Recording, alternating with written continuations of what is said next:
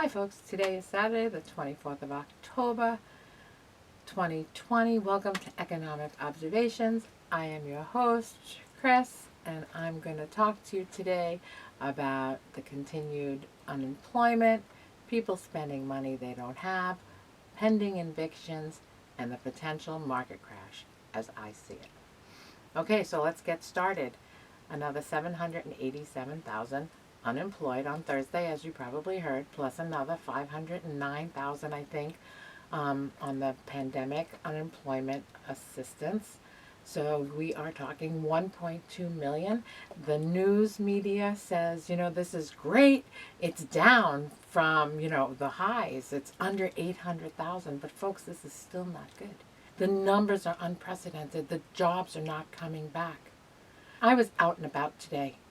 We are building a she shed for me, for a studio and for a whole bunch of things that I do. And we went to Home Depot to buy some more wood. And the price of wood is really expensive. And I was really holding out like all of August and September, waiting to buy the wood to continue on because I knew it was so expensive. But winter's coming and we thought, let's just get it done.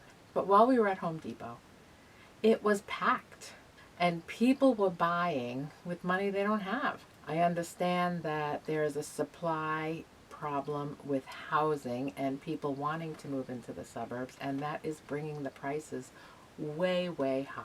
I read an article that said the price of housing is 35% overvalued. Interest rates are really low and people look at that bottom line of their monthly payments, but I don't know if that's the way you should buy a house.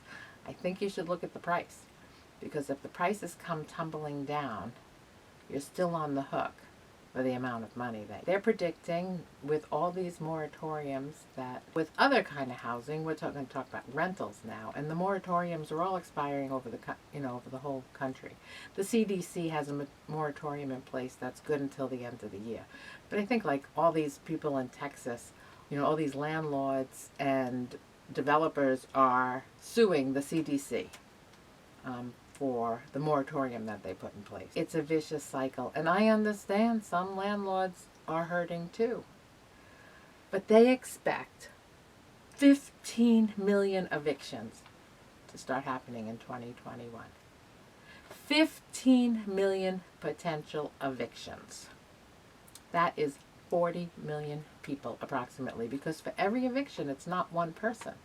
It's a family. It's a family of 5. It's a single mother with her 3 kids. I mean, we are gonna hit a wall here in January. Another article I read said something to the effect that even though there's going to be 15 million evictions, there's going to be some people that move out before they get evicted, right? Just to not have that eviction on their record. And some people are going to work a deal with their landlord and try to figure things out so they don't get evicted. And then they anticipate, between 5 and 7 million evictions across the country. Starting in January, the courts are going to be jam full. Where are these people going to go? You go into the cities, and it's a ghost town. Yeah, so the cities are a ghost town. And just think of all those small businesses that took out the PPP loan prior to them going out of business, right? Thinking that it would only be until the lockdown, right? They had enough money for the 3 months until we got this virus under control, and that they would be able to open up again and things would resume to normal. I mean, who would think that 7 months, people are still not working in their offices. People are still not commuting to work. People are still not stopping, buying lunch from the local deli down the street from their office. Who would have thought? Now they are on the hook for the PPP loans, because I know, and you should too, that there's no forgiveness. They are going to make it extra hard to forgive those loans. I paid that loan back. We took it. I didn't know that I'd be on the hook for interest. It's accumulating. Every month, the more money they took out, the more interest. Even if the loans are forgiven, the interest won't be. I tell you, this, my friends, is a scam. They only signed the bill knowing that the PPP going out will be repaid. They don't care about people. They care about getting repaid. That's why they don't want to have another stimulus. They don't want to increase unemployment. They don't even want to continue the moratoriums. Did you know that rent across the country is in arrears of $21 billion? That is how much rent that has not been paid since the moratorium has been in place. That is as of today. By January, it's going to be $30 billion. How in the world is that ever going to be repaid? Now, in the bill that Pelosi's trying to get through, she is looking for some rental aid so landlords can get paid and people will not be evicted. But that bill is not coming. And we don't know if a bill will ever come. So we have a few options here. Less than 2 weeks to Election Day. And there's a bunch of ways that this can play out. And if things remain the same with Trump still in office and the Democrats are in the House and the Republicans in the Senate, nothing will get done. We will be going back and forth with this and there will be no stimulus passed. And the stock market is so reliant on that stimulus. The housing market is so reliant on that stimulus. And without it, the economy is going to crash. So we have that option. If Donald Trump stays in power and the Democrats take over the Senate and the House is still Democrats, they will get a bill that's passed. I mean, Donald Trump has signaled that he is willing to sign go big or go home. So it's not a Trump problem, it's more of a Senate problem. And if the Democrats take over everything, the Senate, the House, and the presidency, you will see a bill bigger, and it will likely happen in February. So what happens between now and February? Can the stock market really hold on? I don't think so. Will the housing bubble with 5 million potential evictions hang on? What happens after those landlords get those tenants evicted? You think they want to hold on to those houses? You think that there's not going to be a tidal wave of houses on the market with not enough buyers, which is going to drive the houses down? Right now, also, 5.6% of all mortgages are in forbearance.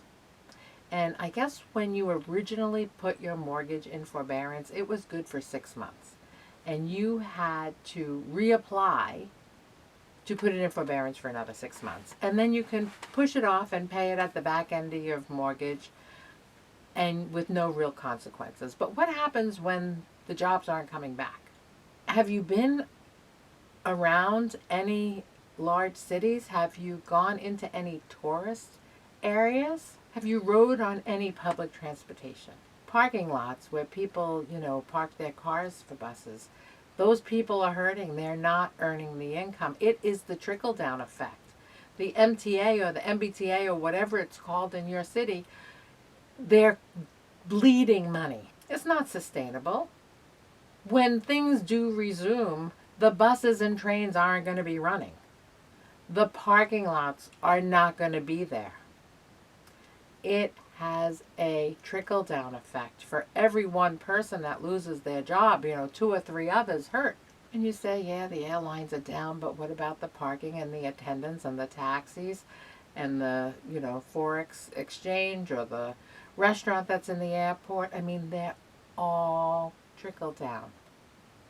The people who maintain the airlines, the food they serve on the airlines, the luggage handlers, it is just all diminishing. Right now, if you own a home or if you're thinking about refinancing at a lower rate, please do not take any equity out of your house. Now is not the time to go into debt. It just isn't. I mean, look at the signs. And just because you have a job today doesn't mean you're going to have a job tomorrow. I don't see a light at the end of the tunnel. I don't see a light. I don't know what kind of Christmas people are going to have. I look at my neighbors here, in the suburbs of Massachusetts. There are, we'll give you 3 houses, including mine. There are 7 adults. I'm going to say 8 adults. Because there's one who's part-time in college, but in another home. So there's 8 adults. And out of those 8 adults, only one person is working full-time. One. We have some that are working part-time,